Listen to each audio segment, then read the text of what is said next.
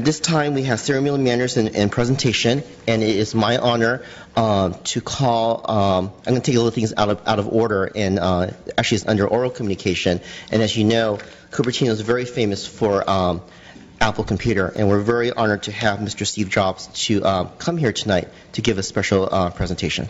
Mr. Jobs.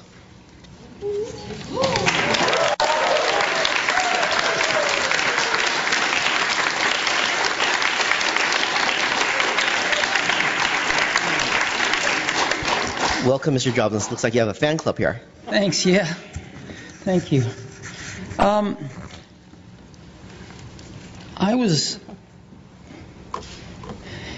Apple's growing like a weed. And as you know, we've always been in Cupertino. Started in a little office park and eventually got the buildings we are in now at the corner of De Anza and 280. But and those buildings hold maybe 2,600 people, 2,800 people. But we've got almost 12,000 people in the area.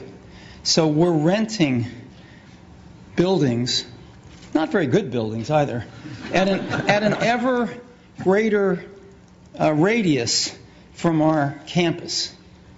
And we're putting people in those. And it's clear that we need to build a new campus. So we're just out of space. And that doesn't mean we don't need the one we've got. We do need it. But we need another one to augment it. And so we've got a plan that lets us stay in Cupertino. And we went out and we bought some land. And this land is kind of special to me.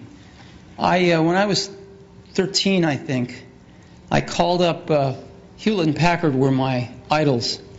And I called up Bill Hewlett because he lived in Palo Alto and there were no unlisted numbers in the phone book, which gives you a clue to my age. And he picked up the phone and I talked to him and I asked him if he'd give me some spare parts for something I was building called a frequency counter. And he did, but in addition to that, he gave me something way more important. He gave me a job that summer, a summer job at Hewlett Packard, right here in Santa Clara off 280, the division that built frequency counters. And I was in heaven.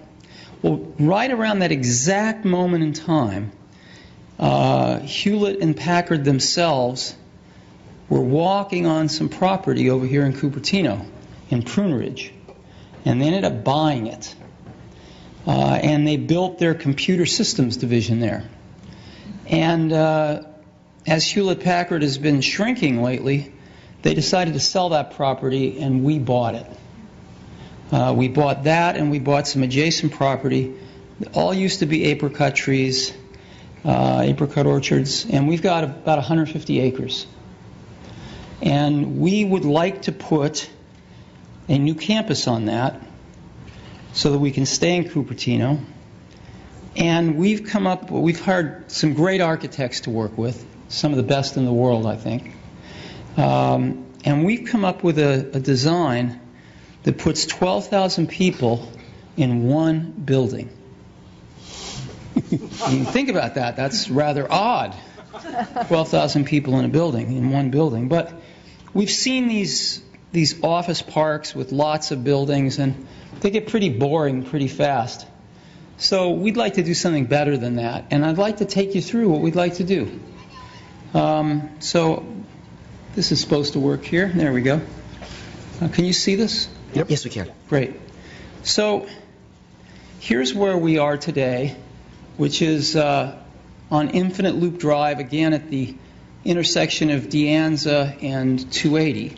Mr. Jobs, you can actually draw on the screen. That's how high-tech we are. Oh, good. Use your finger. So instead of pointing in the air, you can just draw. I don't really need to draw on the screen. It's okay. You can see it clearly. And what we've done is we've bought this land right here. We tried to buy the apartments in the corner, but they're not for sale, so we couldn't buy those. But we bought everything else.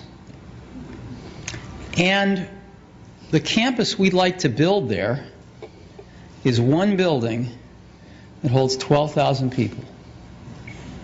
And it's a pretty amazing building. Let me show it to you. It's a little like a spaceship landed. But there it is. And it's got this gorgeous courtyard in the middle, but a lot more. So let's take a closer look at it. It's got curve. It's a circle, and so it's curved all the way around. As you know, if you build things, this is not the cheapest way to build something. There's not a straight piece of glass on this building. It's all curved, and we've used our experience in making retail buildings all over the world now. We know how to make the biggest pieces of glass in the world for architectural use. And we want to make the glass specifically for this building here. We can make it curved like this all the way around the building. And you can see what it will look like. It's pretty cool. Again, today, about 20% of the space is landscaping. Most of it is a big asphalt parking lot. Several big asphalt parking lots. So 20% of it is landscape. We want to completely change this, and we want to make 80% of it landscape. And the way we're going to do this is we're going to put most of the parking underground, so that we can have 80% be landscape. And you can see what we have in mind. I mean, there's nothing like this on the property now. It's pretty bad. Today there are 3,700 trees on the property.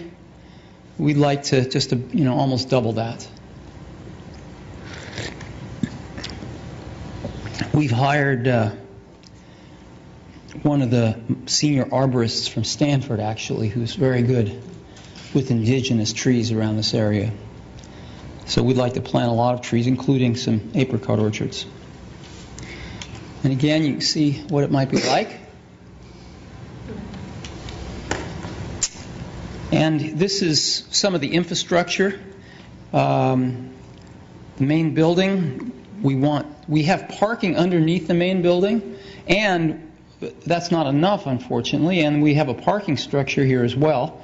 The building's 4 stories high, as is the parking structure, so there's nothing high here at all. We want the whole place human scale.